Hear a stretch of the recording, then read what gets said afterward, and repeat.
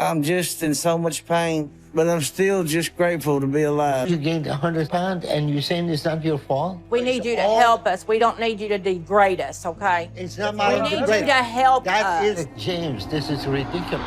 James King was 46 from Kentucky and trapped in a body that hit the 791 mark. Bedbound after a fall, living on biscuits, gravy, and fast food, he promised change while his family begged him to fight. He's bedridden, so I'm an enabler. I bought this food and I carry the food to him, but I don't know how to stop. Dr. Now told him to get under 600 pounds, eat 1,200 calories a day, and only then would he get his bariatric surgery. So James was lifted out of his house by firefighters, hauled into a moving van, and taken nearly 800 miles to Houston. It should have been the moment everything changed, but a few weeks later he was let go. The doctor was very upset with me and he chewed me out. He told me, I need to reach a certain weight before I come back and see him. And I don't know, it triggered something, and it just wanted me to go and prove to him that I can do it. Dr. Now refused to treat him after James showed up heavier than before, shocking everyone with the strange excuses he made. So what was James's explanation for why the weight never came off? Number 8. James King's biggest excuse goes all the way back to his childhood. He told his story like a wound that never healed. Growing up in Kentucky, he said things were fine until his dad remarried. Suddenly, the house went from just him and his brother to a family of 8. His stepmother had 4 kids of her own and money got tight. James remembered never knowing if there would be enough food. So when there was food, he said he had to eat as much as he could. When I take that first bite, it's heaven. I just love it. And as soon as I'm done, all I can think about is when I'm going to be able to eat again. He claimed that fear of going hungry turned into a habit that followed him for the rest of his life. Now, that's sad. But the thing is, he carried that excuse for decades. Even when he had food every day, even when his partner Lisa cooked whatever he wanted, even when the fridge was stocked, James clung to that story. He acted like that childhood moment gave him a free pass to keep overeating forever. And this set the tone for every excuse that came after. You could see how much it shaped him. He admitted he never really got full, no matter what he ate. Breakfast was not 2 eggs and toast. It was 6 eggs, piles of sausage, and biscuits smothered in gravy.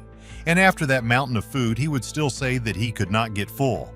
That fear of not having enough stayed with him, but instead of facing it, he used it as a shield. That's why Dr. Now had such a hard time breaking through. Childhood trauma is real, but James turned it into a permanent wall between him and change. Then came the next excuse, which was his relationship. Number 7. James told everyone Lisa loved him for who he was, no matter his size. He leaned on that line like a crutch. To him, love was proof that his weight didn't matter, even when it clearly did. He was already well over 500 pounds when they started their life together. James cannot take care of himself at all. He cannot bathe himself. He cannot use the restroom. He has to wear a catheter. By the time he hit his 30s, he had climbed to 540. Lisa was still in a messy marriage then, but James insisted their love story made everything else bearable. He explained it like this. She listened, she comforted him, she cared. In his mind, that meant nothing about his health had to change. That kind of devotion sounds touching on the surface, but it worked against him. Because if Lisa accepted him as he was, why would he push to be different? Why fight to lose the weight? He used her love as a reason to stay the same, while ignoring the fact that she was slowly being crushed under the weight of caring for him every single day. She was the one running the errands, cooking the food, trying to manage the bills, and lifting his spirits when he felt hopeless. James didn't see that as enabling, he saw it as proof that everything was fine. And the saddest part is that he wasn't wrong about her devotion. Lisa fought for him harder than he fought for himself. She helped refinance her father-in-law's house to get him to Houston. She kept pushing when he gave up, but James twisted that loyalty into another excuse. If love were unconditional, then change could wait. Number 6. His injury became his next excuse for not being able to lose any weight. When James was 42, he fell. He was already so heavy that the fire department had to come and lift him. His ankle was injured and he swore it never healed. From that day forward, he stopped putting weight on his legs, and just like that, he was bedbound. When I was 42, because I fell, and I was so big, the fire department had to come and get me up. And I hurt my ankle really bad, and I had to stay in the bed and rest. Now the problem is, lots of people break ankles. It hurts, it takes time, and recovery is rough. But most don't stay in bed for years afterward. James used that fall as a turning point, but not in the way it should have been. He could have started physical therapy, he could have worked on upper body exercises, or he could have tried to move again. Instead, he decided that fall was the end of the line. He told himself he couldn't get up anymore. And because of that excuse, his body only got weaker, his muscles wasted away, and his weight kept increasing. I'm glad that the doctor wants to help me. But at the same time, I don't know how I'm going to do any of this. By the time Dr. Now met him, he hadn't been on his feet in years. The ankle story became his safety net. Every time someone asked why he couldn't walk, James went back to that moment. But everyone could see the truth. His eating never slowed down, and his body simply couldn't carry him anymore. Number 5. His next excuse was his obsession with food itself. James always demanded to eat. He told his family they had to bring him what he wanted or he would get upset. Breakfast alone could feed 3 people. 6 eggs, 5 sausages, biscuits, and gravy. And if that wasn't enough, he would move on to cheeseburgers, combos, and large sodas later in the day. He admitted he couldn't think about anything else. As soon as one meal ended, he was planning the next. His excuse here was that food kept him calm. He acted like he couldn't start the day in a good mood unless he had his plate of comfort food. It had become a habit, and every time he clung to that habit, he gave himself another reason not to change. This excuse hurt his family the most. Lisa and her daughter had to serve him every meal. They knew what Dr. Now's plan was, 1,200 calories a day, but James brushed it off. If he didn't get his food, the house would be miserable. So they gave in, and the cycle never stopped. Number 4. His next lame excuse was travel and money. Dr. Now said that James had to come to Houston to get help, but that required medical transport and James didn't want to risk it.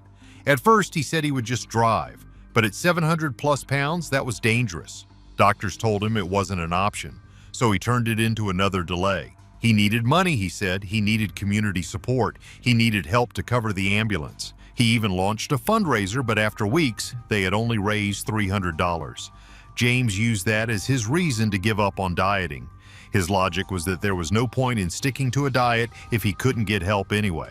That was the excuse that showed how hopeless he felt, or at least how hopeless he wanted others to believe he was. My strategy over the past couple months is stay right within the guidelines of what the doctor said. That's 800 calories. And exercise 2 to 3 times a day. Instead of doing what he could, including cutting calories, exercising from bed, and preparing for surgery, he convinced himself there was no use until the money appeared. Even when his father refinanced his own home to pay for the transport, James hesitated.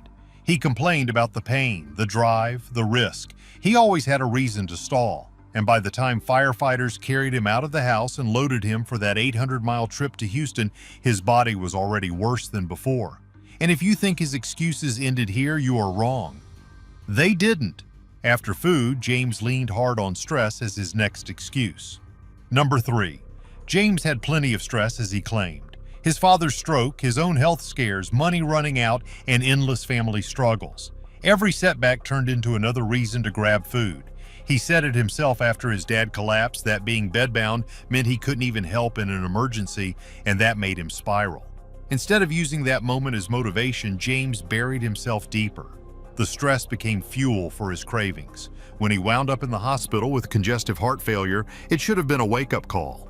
Doctors told him his lungs were drowning in fluid, his heart barely hanging on, and yet once he got out, he went straight back to food. He admitted that the stress was too much, the cravings too strong. He told Lisa he was starving, complaining of headaches, and dismissed healthy options like fish and shrimp. What he really wanted was takeout. That's how stress became another shield. Instead of saying that he didn't want to change, he said that he couldn't, not with all that going on. But the real truth is, there is never a time when stress disappears. Life doesn't wait for you to lose 200 pounds before hitting you with problems. James treated stress like a valid pass to give up when it was really just another way of avoiding the fight. Number 2. Then came the diet excuse. James downplayed everything he ate as if pretending made the calories vanish.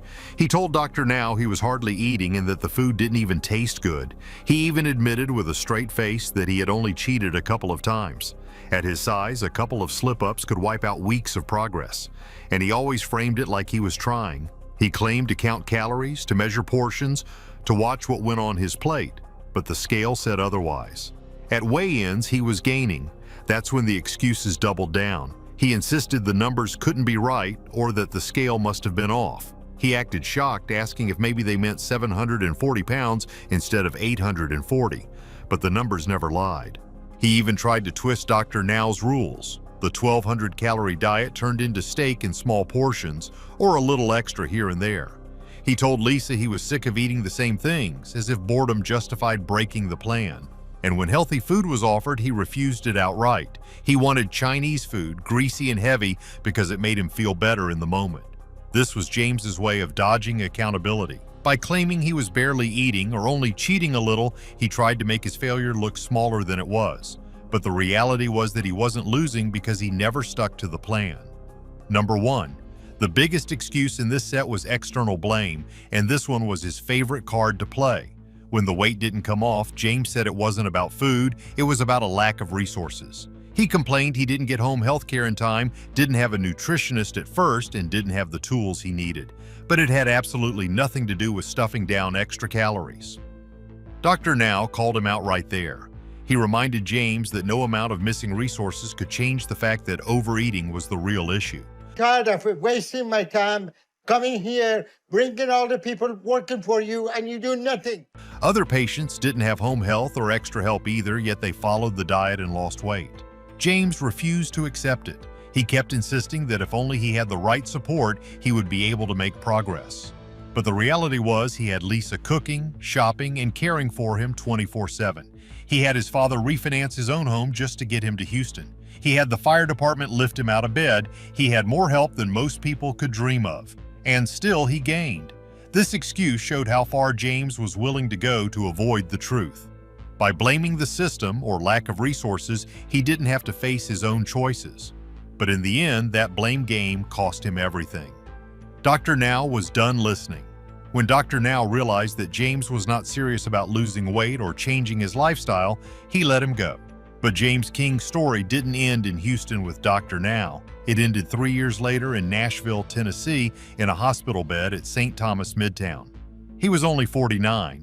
He had been one of the heaviest contestants in the history of My 600-Pound Life, debuting at 791 pounds, and instead of shrinking, he grew.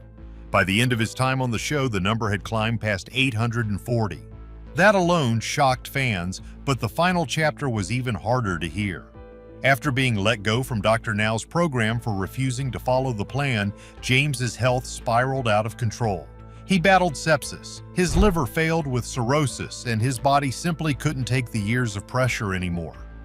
Every hospital visit became more dangerous, every infection more brutal. His weight had turned into a death sentence. When the news broke in April 2020, it was a gut punch. TLC released a statement saying they were deeply saddened, while his obituary listed the family he left behind: his wife Lisa, his 4 daughters, 2 sons, and 19 grandchildren.